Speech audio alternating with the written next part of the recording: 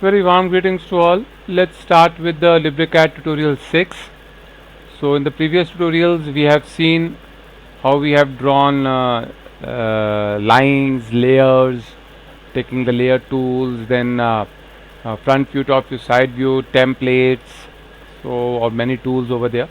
तो अब हम जो स्टार्ट करेंगे, we will start with the one more thing in the LibreCAD. Basically LibreCAD 2 dimensional के लिए होता है, पर क्या हम इसमें 3D भी बना सकते हैं? Yes, there is a way to draw the 3D into it. तो वो 3D बनाने का जो तरीका है वो बेसिकली यहाँ पे जो है वो ड्राइंग टेक्निक्स के थ्रू बनाया जाता है. तो उसको आज हम देखेंगे कि 3D ड्राइंग्स कैसे इसमें बनाएं. कई बार हमें 3D ड्राइंग्स बनाने की ज़रूरत पड़ती है, साथ में हमें 2D के साथ हल्का सा रेफरेंस के लिए रखना भी हो अगर, तो वो भी हम थोड़ा बहुत, बेसिकली इंट्रोडक्शन ही है ये, बहुत ज़्यादा डीप में तो नहीं होता है, लेकिन हाँ कुछ फीचर्स हैं जो हम इसके यूज़ कर सकते हैं 3D के लिए और बना सकते हैं.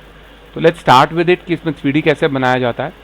तो इसमें सबसे पहले आप सामने देख रहे हैं कि क्रॉस हेयर बना हुआ है, ये आपके ग्रिड बनी हुई है. तो ग्रिड जो आपकी बनी हुई है ये एक ऑर्थोगोनल ग्रिड बनी हुई है जिसमें एक्स वाई कोऑर्डिनेट्स आपको दिख रहे हैं.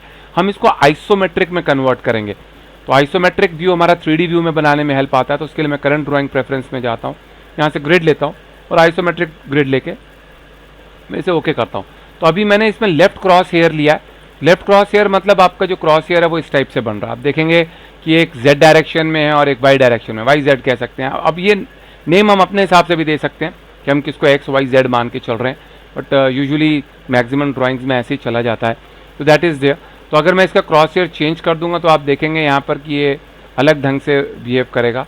तो यहाँ पे मैं टॉप कर दूंगा तो ये इस टाइप से आ जाएगा, यानी इसको हम YX डायरेक्शन बोल सकते हैं, XY डायरेक्शन में है. कई जगहों पे इसे XZ डायरेक्शन भी बोल दिया जाता है, YZ भी दे दिया जाता है. डिपेंड करता है कि हम Z किसको बोल रहे हैं, X किसको बोल रहे हैं, कौन सा. कई बार हम इसको ऐसे X लेके चलते हैं, ऐसे Y लेके चलते हैं और ऊपर की तरफ सीधा हम Z लेके चलते हैं. तो हम डिपेंड करता है ड्राइंग टू ड्राइंग पे कैसे हमें लिया हुआ है वैसे हम लेके चलते हैं.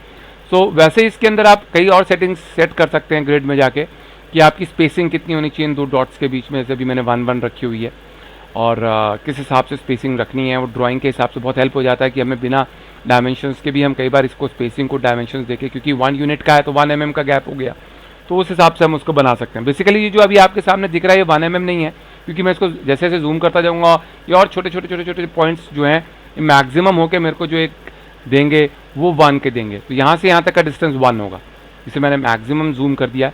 जैसे अगर मैं इन्फो में जाता हूँ, यहाँ डिस्टेंस बिटवीन पॉइंट्स देखता हूँ, यहाँ से यहाँ मैं क्लिक करूँगा तो आप देखेंगे ये मेरे को 1 कार्टेशियन दे रहा है, 1 दे रहा है. और एट द एंगल 330 या 30 डिग्री होता है. ये मैं आपको बताऊंगा ये क्या चीज़ है, 30 डिग्री एंगल क्या है. और ये 1 बेसिकली जो मैंने लिया है ये मेरा एक एंगल पे डिस्टेंस है. अगर मैं इसे हॉरिजॉन्टली डिस्टेंस लूँगा, इतना ही डिस्टेंस दो पॉइंट्स के बीच में मेरा 1 से थोड़ा सा कम होगा, 0.86, यानी cos थीटा cos 30 कह सकते हो आप. तो वो आ जाता है बीच में. तो that is what is there. So ये थोड़ा सा फ़र्क होता है आइसोमेट्रिक में, तो उसको मैं भी आपको और थोड़ा डिटेलिंग में बताऊंगा.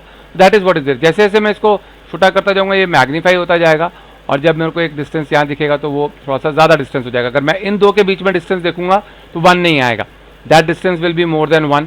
वो 1000 भी हो सकता है, डिपेंड करता है कितने टाइम वो इंक्रीज़ हुआ. तो जैसे यहाँ मेरे पास 1000 आ रहा है, यानी ये 1000 टाइम मैग्नीफाई हो गया है. तो 1000 टाइम पहले मैंने उसे डीप में ले गया था और उसके बाद मैंने उसकी वैल्यू देखी थी तो वो मेरे को मिल गया था. तो अभी ये 1000 टाइम्स मेरे को वैल्यू दे रहा है. चलिए ये चीज़ हमारी हो जाती है. अब एक चीज़ और हमें देखनी होती है कि आप यहाँ देख रहे हैं कि ये अगर मैं यहाँ पे एक लाइन बनाता हूँ, तो मैंने यहाँ पर एक लाइन बनाई हुई है, मैं आपको यहाँ दिखा देता हूँ. ये जैसे ये मैंने बनाई है, यहाँ पे मैंने इन पॉइंट्स के ऊपर लाइन बना ली आइसोमेट्रिक पे. तो बेसिकली ये मेरी हॉरिजॉन्टल लाइन है, this is my horizontal line. तो ये मेरी हॉरिजॉन्टल लाइन है पूरी.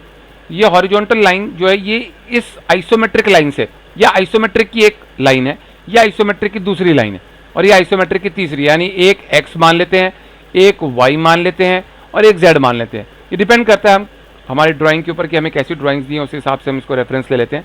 तो अब ये जो एंगल है ये कितना है इसके रिस्पेक्ट में, तो ये एंगल 30 डिग्री होता है. तो अगर मैं इसको इन्फो से जाके एंगल बिटवीन 2 लाइन्स इन्फॉर्मेशन लूँ तो इसको क्लिक करूँ तो आप देखेंगे ये मेरे को 30 डिग्री देगा. तो ये 30 डिग्री होता है.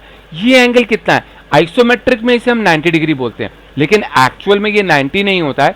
अगर मैं इसका ग्रिड हटाऊँ तो आपको दिखेगा कि ये एंगल 90 नहीं है, दिस इज़ 120 डिग्री. फिर ये 30 डिग्री आ जाता है.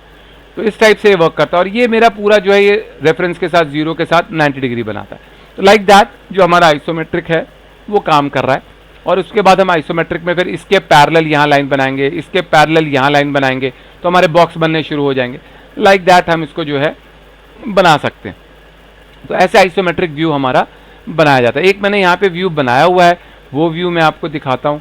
तो ये जैसे मैंने एक व्यू बनाया हुआ है, तो ये एक मैंने रूम घर बनाया हुआ है, घर के अंदर थोड़ा सा एक कमरा दिखाया हुआ है, कमरे में बेड हो गए, टेबल्स हो गए, अलमीराज हो गए, ये कैसे लगाए हुए हैं। एक जनरल आइडिया है कि कैसे ड्राइंग्स हम 3D में अगर रखना चाहते हैं तो उसको हम बना सकते हैं। तो ये आइसोमेट्रिक में ही बनाया हुआ है और बेसिकली ये है 2D ही, 3D नहीं है, लेकिन इसको व्यू ऐसा दे दिया गया है कि दिखने में 3D लग रहा है। तो दैट इज आइसोमेट्रिक व्यू। तो हमने कोई इसका प्लेन नहीं चेंज किया है, लेकिन हम इसको बना ऐसे रहे हैं कि ऐसा लग रहा है कि ये 3D में बना हुआ है। तो it is just like that. तो ये बेसिकली कैसे बनाया है इसका मैं जनरल आइडिया आपको यहाँ देता हूँ। इसको हम डायमेंशंस के साथ भी बना सकते हैं। मान लीजिए कोई लाइन मेरे को एक डायमेंशन की से मैं लाइन कमांड लेता हूँ और मेरे को एक लाइन जो है यहाँ से आगे इस लाइन पे बनानी है, तो मैं कैसे बनाऊंगा? बहुत सिंपल है, मैं उसको एंगल कितना दे दूंगा, 30 डिग्री दे दूंगा, और लेंथ जैसे हम पहले देते आए हैं @ जितना डिस्टेंस है, बट एंगल 30 दे दूंगा। जब यहाँ बनानी होगी, इस तरफ जाना होगा, तब कितना दूंगा उसको मैं? तब मैं उसको दे दूंगा 150, क्योंकि यहाँ से हॉरिजॉन्टल से हमने पीछे देखा था ये 30 है और यहाँ से यहाँ 120 है, तो 120 + 30 150 हो जाएगा। लाइक दैट अगर मेरे को सीधा यहाँ जाना है तो मैं उसको 90 डिग्री दे दूंगा। तो इस टाइप से मैं उसको बना सकता हूँ। अभी मैं आपको स्नैप सेटिंग के साथ दिखाता हूँ कि स्नैप सेटिंग के साथ हम कैसे बना रहे हैं। तो मैंने जैसे स्नैप सेटिंग कर ली है डायमेंशंस के हिसाब से, मैंने यहाँ क्लिक किया, फिर मैंने इसके 2 रेक्टेंगल्स के यहाँ से यहाँ क्लिक कर लिया, फिर मैंने यहाँ से इसको जो है वो यहाँ पे क्लिक कर लिया, इसको मैं कॉर्नर्स टू कॉर्नर लेके चल रहा हूँ, फिर मैंने यहाँ से यहाँ क्लिक कर लिया। अब मैं इसको 3D देना चाहता हूँ, तो मैंने इसकी हाइट ले ली पहले। तो हाइट मैंने जैसे ये जितना मेरे को चाहिए थी हाइट, यहाँ से अब मैं इसी के पैरेलल चलूँगा और एक हाइट मेरी यहाँ आ जाएगी, फिर मैं इसके पैरेलल चलूँगा और एक हाइट मेरी यहाँ आ जाएगी, और एक हाइट मेरी यहाँ से यहाँ आ जाएगी, और एक हाइट मेरी यहाँ से यहाँ आ जाएगी। तो ये अब इसको 3D व्यू बनाने के लिए मैं थोड़ा सा टेक्निक यूज़ करता हूँ कि मैं यहाँ से यहाँ एक लाइन मेरे को दिखाई देगी, ये लाइन। सिमिलरली यहाँ से यहाँ भी मेरे को एक लाइन दिखाई देगी, और सिमिलरली यहाँ से यहाँ एक लाइन मेरे को दिखाई देगी। तो ये मेरी जो है आप देखेंगे आउटर बॉक्स बन गया। अब इसी में एक 3D व्यू क्या आ जाता है कि ये जो पॉइंट है ये नहीं दिखना चाहिए, ये पीछे का हाइड हो जाएगा, क्योंकि अगर मैं ये वॉल बना रहा हूँ तो ये पीछे का हाइड हो जाएगा। तो उसको हाइड करना है, तो उसको मैं हाइड करने के लिए क्या कर सकता हूँ? ट्रिम टूल यूज़ कर सकता हूँ या डिवाइड टूल यूज़ कर सकता हूँ। तो ऐसे ट्रिम लिया, क्योंकि 2D में ही है तो रेफरेंस लाइन तो मेरी यही आएगी। उसके बाद सॉरी मेरे को ये कट करना है, रेफरेंस लाइन ये आ जाएगी, और यहाँ से इसको सेलेक्ट करूँगा तो ये कट हो जाएगा। ये देखिए आप, अब ये 3D आउटपुट देने लग गया मेरे को। तो यहाँ ये थोड़े से यही स्किल्स यूज़ करनी है हमने, कि थोड़ी सी ड्राइंग की स्किल्स हैं ये आइसोमेट्रिक ड्राइंग बनाने की। तब जैसे यहाँ से मैंने एक लाइन यहाँ ले ली, अब यहाँ से मैं यहाँ तक जाता हूँ, तो क्या मैं पूरा जाऊँ? नहीं, क्योंकि पूरा तक तो दिखेगा ही नहीं मेरे को, पीछे छुप जाएगा दीवार के, तो मैं यहीं तक जाता हूँ। ठीक उसी तरह से नीचे से मेरे को बनानी है, यहाँ से मैं पूरा आगे तक नहीं जाऊँगा, यहाँ तक जाऊँगा। ये मेरी जो है, अब यहाँ पर ये लाइन नहीं दिखनी चाहिए, पर अगर मैं इसे ट्रिम करूँगा तो ये आगे की भी ट्रिम हो जाएगी। यहाँ पे मैं डिवाइड यूज़ कर लेता हूँ। तो मॉडिफाई लिया मैंने, यहाँ पे मैंने डिवाइड लिया, डिवाइड लेके मैंने इसको पहले क्लिक किया, फिर मैंने इस पॉइंट को लिया, फिर मैंने दोबारा से इस लाइन को लिया, मैंने इस पॉइंट को क्लिक किया, तो यहाँ से ये डिवाइड हो गया, इसको सेलेक्ट किया, तो लाइक दिस हम जो है ये देखिए कैसे 3D आउटपुट हमारा बनना शुरू हो जाता है। तो इसी टाइप से जो है आप 3D आउटपुट्स डायमेंशंस के हिसाब से जो है अपने तैयार कर सकते हैं। अब जैसे ये बीच में ये ब्लॉक्स हैं, ब्लॉक्स बनाते वक्त हमने क्या ध्यान रखना है कि 3D आइसोमेट्रिक में ही ब्लॉक्स बनाएं और उसको सेव करते रहें, या फिर आप कोई यूज़ भी कर रहे हैं, एक्सटर्नल ब्लॉक्स यूज़ कर रहे हैं, वो भी आइसोमेट्रिक के ही इसमें काम करेंगे। अगर आप स्ट्रेट ब्लॉक्स लेंगे जो XY में बने होंगे, टॉप व्यू से बने होंगे, वो इसमें काम नहीं करेंगे। जैसे फॉर एग्जांपल अगर मेरे को यहाँ रेक्टेंगल बनाना है, तो रेक्टेंगल अगर मैं बनाऊंगा तो आप देखेंगे रेक्टेंगल जो है मेरा वो हमेशा स्ट्रेट ही बन रहा है, वो आइसोमेट्रिक में नहीं बन रहा है। तो इसमें ये थोड़ी सी रिस्ट्रिक्शंस हैं कि हम उसको आइसोमेट्रिक में बनाने के लिए हमें लाइन टूल यूज़ करना पड़ेगा, और लाइन टूल के बाद फिर जो है हम उसको आइसोमेट्रिक में रेक्टेंगल बना पाएंगे, क्योंकि उसके बीच का एंगल जो है वो 120 होना चाहिए, ये 90 बना रहा है। ठीक उसी तरह से ये ब्लॉक्स भी जो है हम फिर आइसोमेट्रिक ब्लॉक्स प्रेफर करते हैं जो आइसोमेट्रिक में बने हुए हो। 3D भी हो सकते हैं, 2D भी हो सकते हैं, पर उनका व्यू जो है वो आइसोमेट्रिक के हिसाब से बना हुआ हो। दैट इज़ ये टेबल बनाने के लिए मैंने यहाँ पे एक सर्कल की जगह एलिप्स यूज़ कर लिया। तो यहाँ पर हमारे पास एक एलिप्स कमांड होती है, एलिप्स से हम मेजर माइनर भी ले सकते हैं, 3 पॉइंट से भी ले सकते हैं। यहाँ से जैसे मैंने एक ये ले लिया, इसका मेजर एक्सिस दे दिया, अब इसका मैं माइनर एक्सिस दे देता हूँ, यहाँ से मेरे ये एलिप्स बन जाते हैं। इसको हम आइसोमेट्रिक में थोड़ा सा सर्कल की जगह हमें हमेशा एलिप्स दिखता है आइसोमेट्रिक में, तो ये हमें थोड़ी सी प्रॉपर्टीज़ यूज़ करनी होती है कि हम सर्कल नहीं यूज़ करेंगे। सर्कल करेंगे तो सीधा स्ट्रेट 2D व्यू टाइप बनने लगेगा, तो वो हम डायरेक्ट यूज़ नहीं कर सकते हैं। तो इस टाइप से जो है हम लोगों ने इसमें आइसोमेट्रिक की प्रॉपर्टीज़ यूज़ की हैं। ये जो टेबल का बेस बनाया है, ये जो लाइन मैंने रखी है वो इसके पैरेलल रखी है, और ये जो लाइन रखी है वो इसके पैरेलल रखी है, और जो इसकी हाइट रखी है वो इसके पैरेलल रखी है। इस टाइप से जो है हम इसको ड्रॉ करते हैं लाइक दैट। अब इसी में हम कुछ और भी कर सकते हैं, हम चाहें तो इनको कलर्स भी दे सकते हैं। जैसे फॉर एग्जांपल हम यहाँ पे हैच टूल यूज़ करते हैं। हैच में जाएंगे, मैं सेलेक्ट कर लेता हूँ पहले कि मैंने क्या हैच करना है। तो हैच हमेशा एनक्लोज बॉडी में हैच होता है, अगर कहीं से भी एरर हुआ, लाइंस जुड़ी हुई नहीं है, तो उसमें हैच नहीं करेगा। तो बेसिकली जो हैचिंग होती है वो 45 डिग्री पे लाइंस होती हैं ऐसे, इनको हम स्टैंडर्ड में ये हैचिंग लाइंस देते हैं। इसमें अलग अलग शेप्स और स्ट्रक्चर होते हैं। आप कुछ ब्रिक्स टाइप्स लेना चाहते हैं, कुछ डिफरेंट स्ट्रक्चर लेना चाहते हैं, कंक्रीट शो करना चाहते हैं, कंक्रीट शो कर सकते हैं।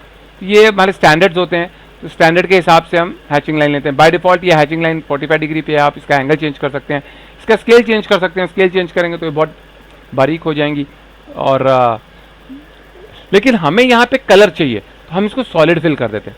सॉलिड फिल करेंगे तो जब ओके करेंगे तो आप देखेंगे ये सॉलिड फिल हो गया, पर अभी इसका कलर वाइट ही आया है। हम चाहें तो ब्लैक एंड व्हाइट में भी रख सकते हैं, लेकिन आप इसे लेआउट में देखेंगे तो ये ब्लैक कलर का दिखेगा। तो हम क्या करते हैं, अगर मान लीजिए मैं इसका लेआउट में जाता हूँ तो ये मुझे ब्लैक कलर का दिखाई देगा, तो मैं इसको जो है इसका कलर ले लेता हूँ। तो कलर लेने के लिए मुझे मॉडिफाई में जाता हूँ, एट्रीब्यूट प्रॉपर्टीज लेता हूँ। एट्रीब्यूट में मैं इसको सेलेक्ट करता हूँ और एंटर कर देता हूँ। उसके बाद यहाँ मुझे कलर ऑप्शन दे देगा, मैं इसका कलर चेंज कर सकता हूँ, लाइन टाइप चेंज कर सकता हूँ, विड्थ दे सकता हूँ। तो मान लीजिए मैंने यहाँ से कोई लाइट सा कलर ले लिया, ये मैंने ओके कर दिया, तो ये जो है मेरा यहाँ पे कलर आ जाता है। This is the colour what I got over. इसको हम लेयर में बना सकते हैं, we can take a separate layer. मैं अभी जनरल बना के दिखा रहा हूँ आपको, ब्लॉक्स को अलग लेयर्स में रख के हम अलग सिस्टम से बना सकते हैं उसको पूरा, जैसे हमने पहले सीखा है। अभी तो जस्ट मैं उसको आपको शो करने के लिए यहाँ पे चीज़ बता रहा हूँ कैसे ये रहेगा। तो दैट इज़ देयर। सिमिलरली अगर मैं चाहता हूँ कि बाकी भी कलर्स देना चाहता हूँ, तो सेम वैसे ही मेरे को कलर्स भी वैसे ही देने होंगे, तो उस हिसाब से मैं उनको कलर्स दे सकता हूँ। This is how we can give the colours. And इसका हम लेआउट अगर देखेंगे तो अब ये हमको थोड़ा सा इस टाइप से दिखने लगेगा, तो ये हमको एक लेआउट से दिखने लगता है। हम काफ़ी सारी चीज़ें इसमें ऐड कर सकते हैं।